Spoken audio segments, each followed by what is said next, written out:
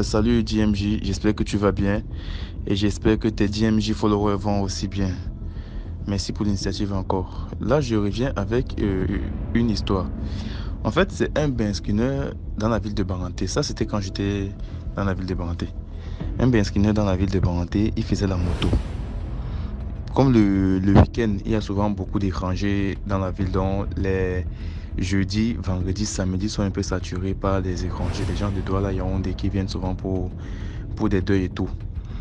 Il y a un Ben Skinner dont il travaillait en soirée. Il travaillait tard la nuit, les 20 heures jusqu'au matin. Il faisait ce qu'on appelle le coach là-bas, là-bas à Baranté en fait.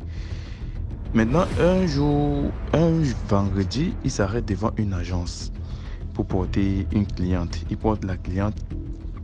La cliente lui dit qu'elle va à, à Baroque. Elle lui dit qu'elle va à Baroque. Baroque, c'est un petit village dans Baranté toujours. Normalement, le prix normal, le tarif normal de Baroque, c'est 300 en journée. Mais lui, il dit à la cliente que c'est 2000. Comme c'est la nuit. Et comme il savait que c'était une étrangère et tout. La femme dit, il n'y a pas de souci. Elle monte derrière la moto.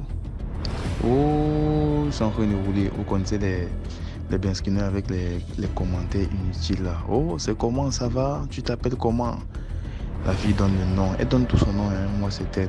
Oh, tu es jolie. Hein. Tu as quel âge? Elle donne l'âge. Bon, tu viens faire quoi au village? Elle dit qu'elle est venue pour un deuil. Il dit, ouais, mes condoléances. Il roule. Il arrive au niveau de la montée du lycée classique. Pour ceux qui connaissent Baranté, la montée du lycée classique, c'est là-bas qu'il y avait un dernier lampadaire. Puisque les Ben Skinner, la nuit, quand ils roulent, ils ont souvent l'habitude, en fait chez nous à l'ouest, quand ils roulent la nuit, ils ont l'habitude de tourner les rétroviseurs. Donc les rétroviseurs ne regardent plus par derrière, mais plutôt par devant. De peur de porter souvent des choses inattendues. Mais lui, il avait oublié de tourner ses rétroviseurs. Et le jour-là, pendant qu'il causait avec la femme et il roulait, il ne regarde pas le rétroviseur. Et il ne voit pas la femme. Lui, il s'est dit que peut-être qu'il a mal regardé ou le rétroviseur était mal placé. Il a continué toutes ces conversations jusqu'à arriver à destination. Il est arrivé un peu dans le noir. La femme demande que laisse-moi ici. Moi, je descends ici. Il dit que non, pas je te laisse où il y a la lumière. Il dit que ouais, demande de me laisser ici.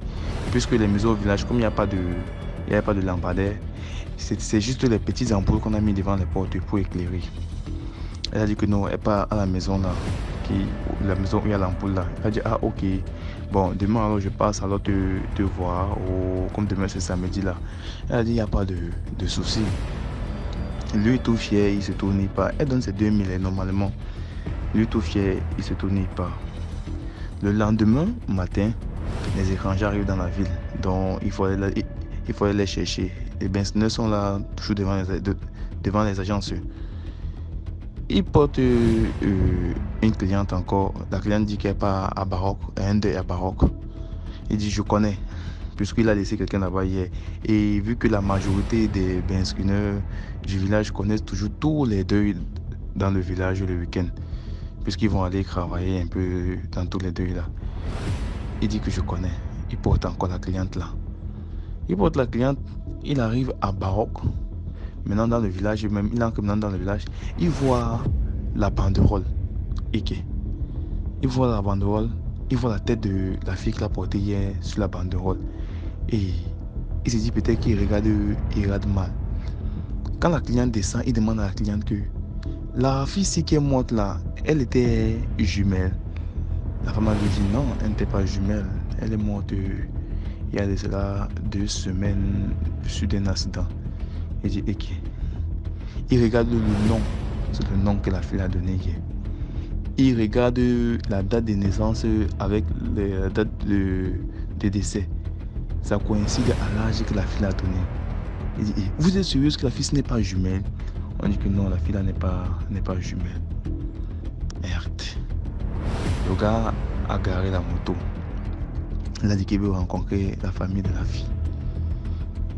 La femme la femme m'a demandé que pourquoi il veut rencontrer la famille de la fille, que c'est important. On a mené la famille de la fille. Il a vu la famille de la fille. Il a expliqué le problème. Il a porté la fille hier. Oh, comment c'est fait-il? Oh. On dit, ah bon, hier à quelle heure? Il dit, en soirée, il a porté la fille. En soirée. Pourtant, le corps était déjà là. Il dit que oui. Il ne savait même pas qu'il y avait même un deuil là-bas. Puisqu'il est venu hier, il s'est arrêté un peu plus bas. La fille a dit, tu n'es pas la première personne qui se plaint. Bon, qu'à cela ne tienne, on va voir ça et tout. Lui-même, il est rentré. Si le gars n'est pas devenu fou, je vous jure que même le gars a vraiment travaillé sur lui.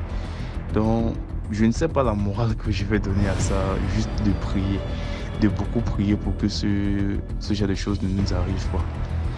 En fait, parce qu'il n'y a pas de morale, tu ne peux pas éviter certains trucs comme ça si tu ne pries pas. C'est pas toi qui fais. Il n'a rien fait de mal pour porter quelqu'un qui était déjà mort sur sa moto. Ouais, c'est juste prier pour éviter ça. Merci.